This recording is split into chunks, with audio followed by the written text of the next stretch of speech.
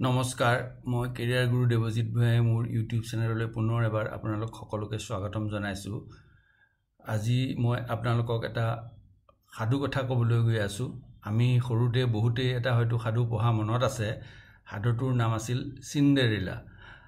আমি চিণ্ডেৰেলা সাধুটো সৰুতে অতিকে ভাল পাইছিলোঁ আৰু বহুতেই ভাল পাইছিল।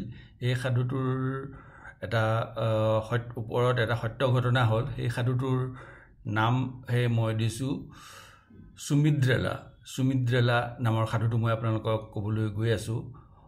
অসম দেশৰ ডিব্ৰুগড় নামে চহৰৰ এটি সৰু মধ্যবিত্ত পৰিয়ালত এজনী ছোৱালীৰ জন্ম হ'ল।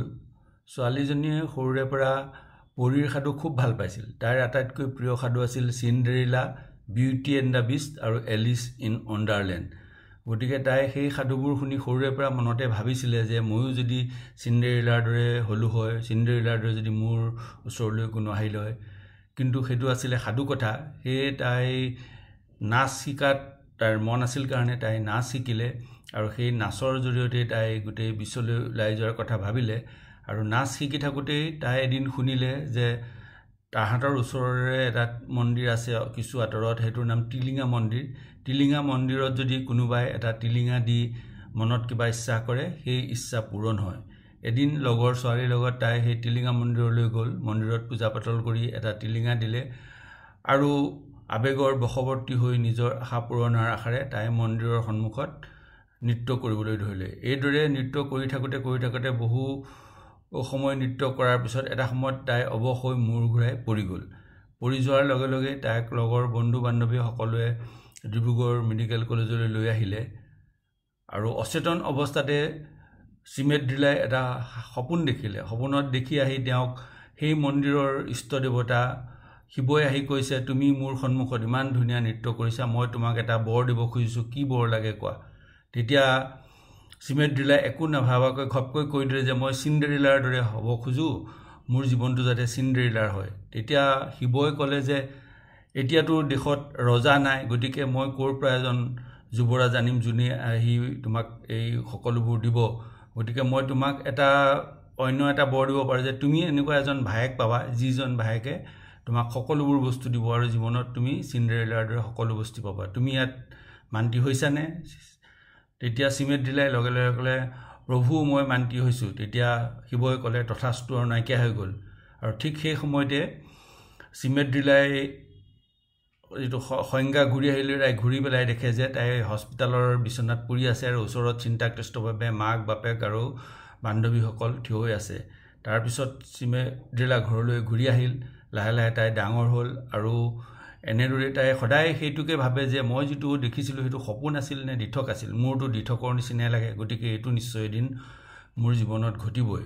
আৰু সেই সময়তেই এদিন তাই এটা পাৰ্টি বা এটা অনুষ্ঠানত ঘপকৈ এজন যুৱকক লগ পালে, যি যুৱকজনে তৎক্ষণাত তেওঁক বায়েক পাতি ল'লে। বায়েক পাতি লোৱাৰ লগে লগে চিমেদ্ৰিলাৰ সেই দেখা সপোনটোলৈ মনত পৰিল আৰু ভাবিলে কিজানি শিৱই এওঁক পঠিয়াই দিছে। গতিকে তেওঁৰ লগত লাহে লাহে ভায়েকৰ লগত গাঢ় সম্পৰ্ক হ'বলৈ আৰম্ভ কৰিলে। এনেদৰে এবছৰ দুবছৰকৈ সময় পাৰ হ'ল আৰু লাহে লাহে চিমেদ্ৰিলাৰ সপোনবোৰ বাস্তৱত ৰূপায়িত হ'বলৈ ধৰিলে। আৰু চিণ্ডেৰেলাৰ দৰেও চিমেদ্ৰিলাই গৈ ডেষ্টিনেশ্যন ৱেডিং পাতিলে এটা ডাঙৰ ৰিজৰ্টত। তাৰপিছত তেওঁলোকে বিদেশত গৈ নিজৰ হনিমুন কৰিলে আৰু কোটি টকীয়া গহনা ল'লে আৰু গোটেই অসমতে এটা চমক সৃষ্টি হ'ল যে চিণ্ডেৰেলাৰ সাধুটো আমি তাহানি পঢ়িছিলোঁ, এতিয়া সঁচা অৰ্থত দেখোন আমি চিমেদ্ৰিলাত এই কাহিনীটো সত্য হোৱা দেখা পালোঁ। কিন্তু যিদৰে চিণ্ডেৰেলাৰ সাধুত ৰাতিপুৱা হোৱাৰ লগে লগে সকলো নাইকিয়া হৈ গৈছিল আৰু মহাৰাজ শিৱই কৈছিল যে তুমি এজন ভায়েকহে পাবা, কিন্তু চিমেদ্ৰিলাই ভায়েকৰ লগত ভাতৃত্বতকৈ আৰু অধিক সম্পৰ্ক যেতিয়া কৰিবলৈ ধৰিলে, তেতিয়া শিৱ মহাৰাজে ক'লে যে তোমাৰ আৰু এই সপোনৰ বাকীখিনি ইমানতেই সমাপ্তি পৰিব।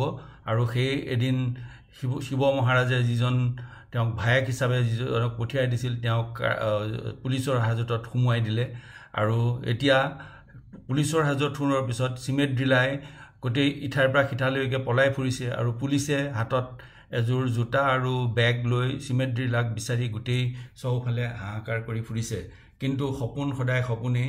গতিকে চিণ্ডেৰেলাৰ দৰেও চিমেণ্ট ড্ৰিলাৰটো এটা সাধু কথাহে আৰু সপোন হৈ ৰ'ল আৰু এই সপোনৰ পৰা আমি বুজিব লাগিব যে সপোন সদায় সপোনেই সেই সদায় দিঠক হ'লেও তাৰ অন্তিম পৰিণতিটো যে সদায় চিণ্ড্ৰেলাৰ দৰে হ'ব তাৰ কোনো গেৰেণ্টি নাই। ধন্যবাদ।